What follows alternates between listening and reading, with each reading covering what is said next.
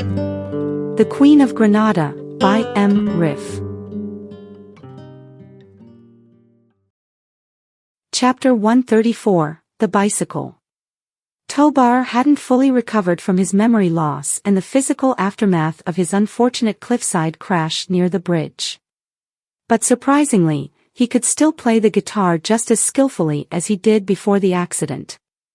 It was as if he was endowed with emotional intelligence rather than traditional thinking, as if he had preserved the melodies in his heart rather than his brain. He'd slowly started to piece together his Land Rover.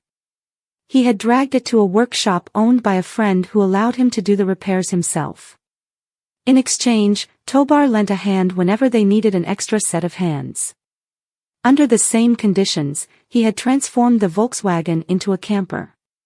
He had removed its engine to reduce its weight and thereby save fuel when they towed it out on the highways. When not in use for travel, they parked the Volkswagen next to the house and used it as a guest apartment. Innovation had become a necessity during the energy crisis, and this creativity extended to their daily lives. Rita had even helped Pal make his bike puncture-proof. She had ingeniously removed the edges of a worn tire and placed the rest as a strip between the tube and the tire. Tobar, who initially did not believe in the idea, transferred it to the Land Rover and it worked for the time being.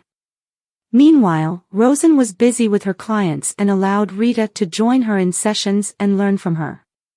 Rita was also tasked with managing the place when Rosen was away conducting ceremonies, whether it was for births, funerals, or anything else between life and death.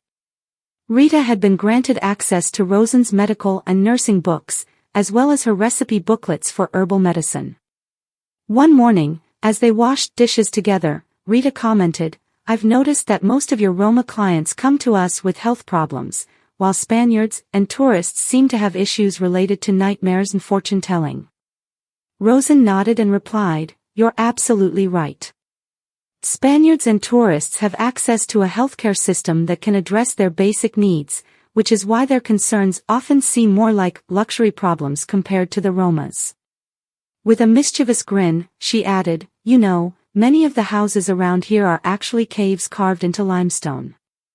They used to serve as entrances to the catacombs beneath the city. So, it's not surprising that people in this area frequently report seeing ghosts and experiencing nightmares. However, only the tourists and Spaniards can afford to consult me about it." Curious, Rita asked, "What exactly are catacombs?" Rosen replied, "The catacombs are where, until not too long ago, people used to place the remains of their deceased." She gestured to the floor beneath Rita's feet and continued, "You're standing right on the hatch of the stairs that lead down there."